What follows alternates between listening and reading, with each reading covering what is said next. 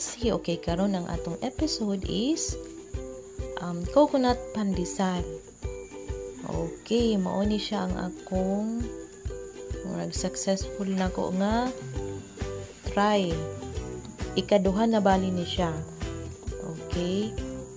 And then naswertihan po ko kay murag ni sugot ang Lazada, naka-order ko online. So, mao ni ang akong Lazada shipping. And first time po nako sa Lazada kay usually Shopee man ko pero daghan may nibalibad sa Shopee kay basin ko no dugay pa mo abot nga wala po na yung shipping. Okay, and then gigamit po na ko akong pa-welcome nga voucher no, naka-save po ta. Mao ni siya ang seller si KM's Organics. Naa sila yung mga cocoa aminos, okay, mga keto nga or low carb nga mga goodies. And thank you so much sa pa freebies na green tea, and then nice food kay ilang kuan. Thank you aning green tea. Nice kaayo kay na bubble wrap. Okay, humot kaayo no pag-apply nato. And then asylum husk po day nag-appeal ko kay need daw taani kung mag-coconut flour ta. Mao ni siya ako gagakitan sa YouTube o sa akong mga kaila. Okay, nice pagka-pack no, hinlo kaayo. And then humot siya. Fine kaayo ang yang texture. Fine kaayo. Unlike ato akong gibuhat nga homemade anyway. And kani siya kung gibuhat maghimo ko og DIY nga oven kay wala koy oven. Okay. DIY ta kay I'm not into baking man, luto-luto raman ko. Sa man akong doggy oy magigdula. Wow, picture taking. Later na doggy. Okay.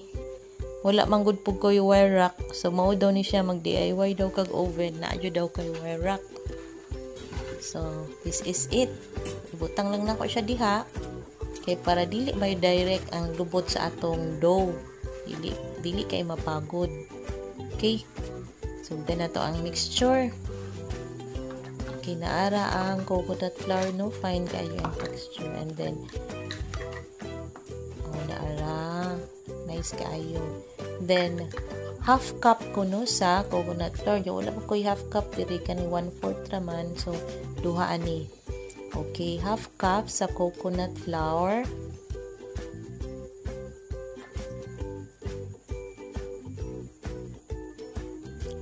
And then half teaspoon sa baking powder. And then mo na ni ang xylem husk, whole grain day siya no, dili siya powder akong na order na save ko. So isa ka kutsara ani. And then half teaspoon nga salt. Himalayan dapat pero wala man koy Himalayan. Cinnamon powder kay wala koy vanilla. Then dugangan ako basil kay para dili ra kaayo mo mulabaw ang bahaw sa lana. Okay, ang ako ding panukod yung mga teaspoon o tablespoon wala man ko ana. So tansya-tansya lang ni ako. And then liquid na tano. Okay, isa ka teaspoon na apple cider vinegar. Kung wala mo apple cider, pwede ra siguro suka. Okay, and then 3 egg white. Ato ding i-mix og tarong para walay lumps or tibugol. Dayon 1 whole egg dayon. Okay, mix na tog tarong nga wala na tibugol, may incorporate ng tarong ang mga ingredients.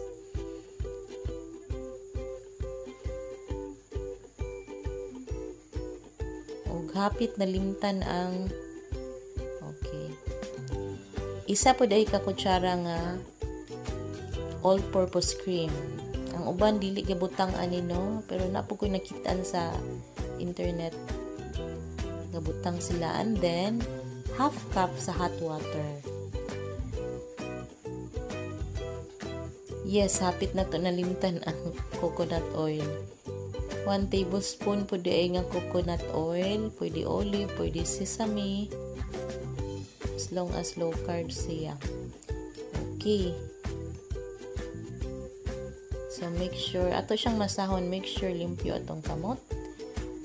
Okay. Ang uban kita na ko sa YouTube, dili sila ga masa.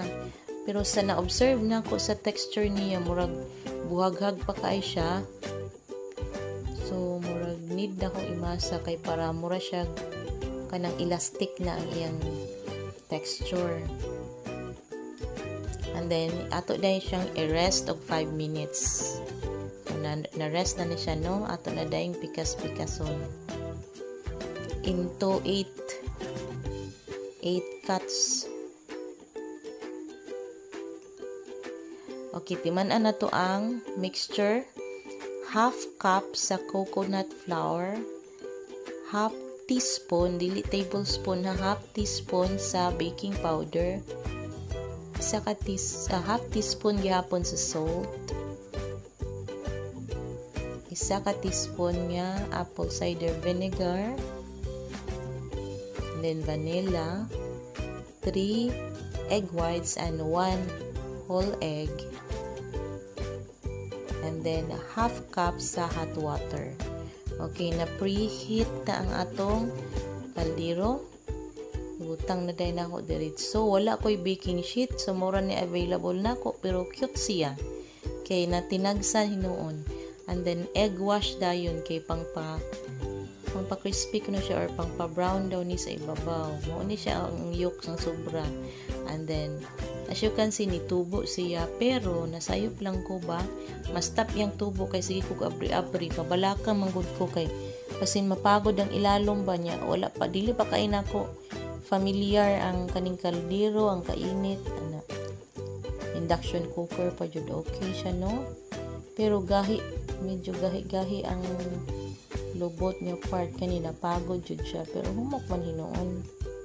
Humot siya, and then kani siguro kay nipis ra kaayo. Mag-try tag second batch ani kay murag okay ba ya pod. Nice ang iyang kuano. Nice ang texture sa ibabaw. Ang ako lang na observe is gahi ang sa ilalom, and then sa sulod is medyo basa pa siya. So mo nang giundangan ako kay mura napagod naman ang baho.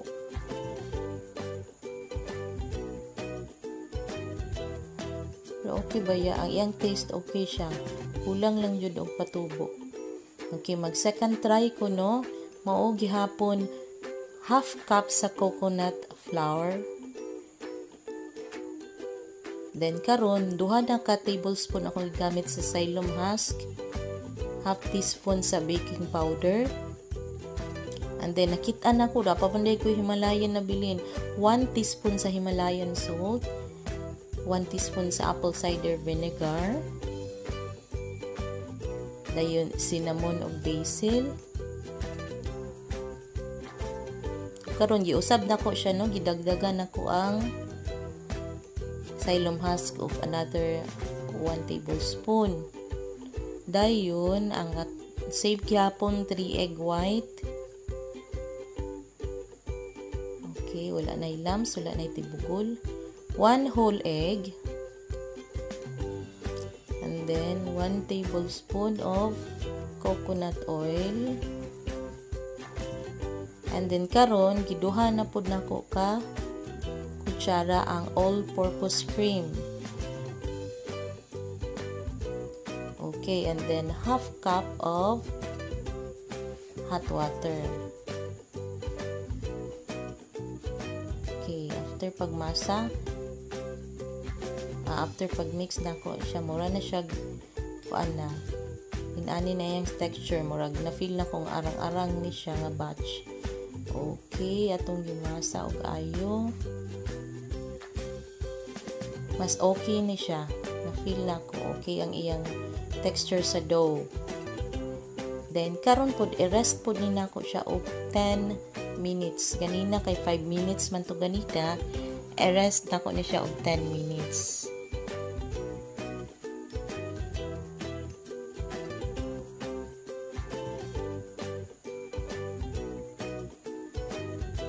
Okay. So, medyo nitubo yun siya, no?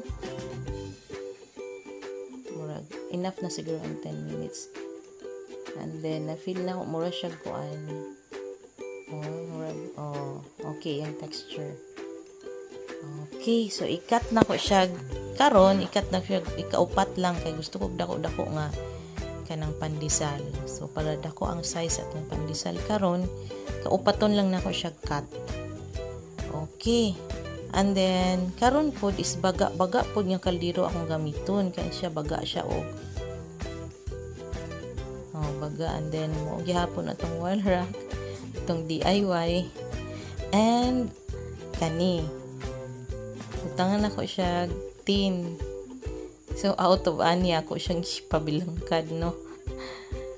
Ipang flat na ko.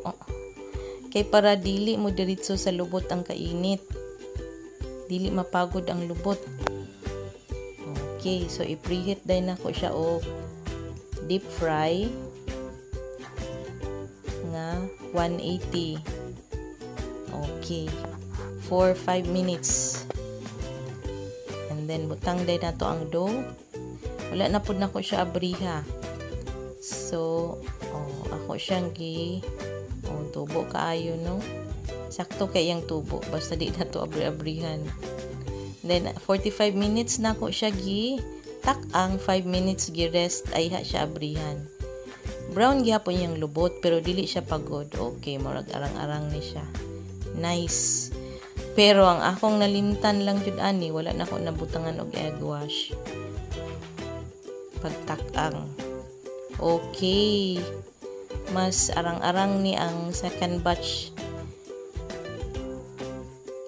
Nice. Humot siya, no? Silaw ka ibe, mapalungon na tong suga. Okay. Bi, saan pag-focus ani? Saan ni? Focus good. Okay, that's it. So, kita ninyo yung texture, no? Okay kay siya, bisag wala siya egg wash. And so, ang sulod, wow. Puga kaayo, perfect. Nice kaayo siya. Murag sakto na gyud to siya nga mixture ba. And okay kaayo bites. Okay kay iyang texture bisag gulay egg wash. Mo ni the best nga part, kaon. Okay. And ang perfect ng combination ani sa pandesal kay of course Pinoy man ta, scrambled egg. Kape dayon nga init. Okay kay ang sulod wa, perfect kayo ang sulod. Sakto ra siya, pan jud kay siya pan. Mga unatan ninyo. So taste test.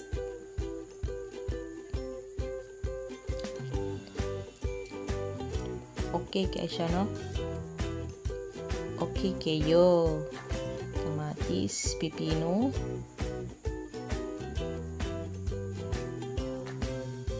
Okay kayo. Thank you for watching and please subscribe.